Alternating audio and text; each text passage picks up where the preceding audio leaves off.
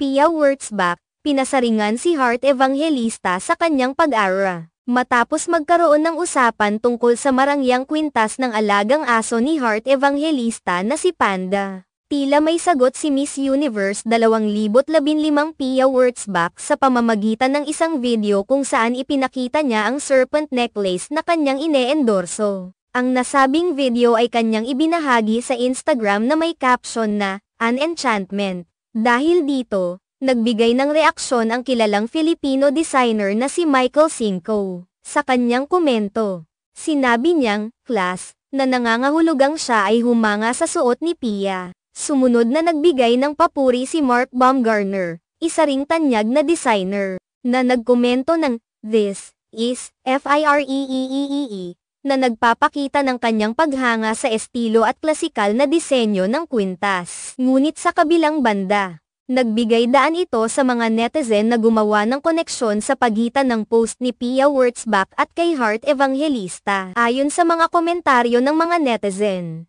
tila mayroon silang nasumpungang link sa pagitan ng mga pangyayari, na nagbunsod ng teorya na maaaring nagagalit si Heart dahil hindi siya ang napiling endorser ng brand ng serpent necklace, kundi si Pia Wurtzbach ang pumalit. Ang isyong ito ay nagbigay ng malaking reaksyon sa social media, kung saan lumabas ang mga opinyon at haka-haka ng netizens hinggil sa posibleng dahilan kung bakit nagkaroon ng koneksyon sa pagitan ng dalawang celebrities. Maraming mga netizen ang nagtangkang ipaliwanag ang sitwasyon, na nagdulot ng dagdag na atensyon sa mga pahayag ni Pia at ang reaksyon ng mga kilalang designer sa kanyang Instagram post. Ang pagkakaugnay na ito sa pagitan ni Pia Wurtzbach at Heart Evangelista ay nagpapakita ng impluwensya ng social media sa pagbuo ng mga opinyon at mga haka-haka. Ang bawat post at komento mula sa mga kilalang tao ay mabilis na nakakaapekto sa pananaw ng publiko at maaaring magbunga ng iba't ibang interpretasyon at reaksyon. Sa kasong ito,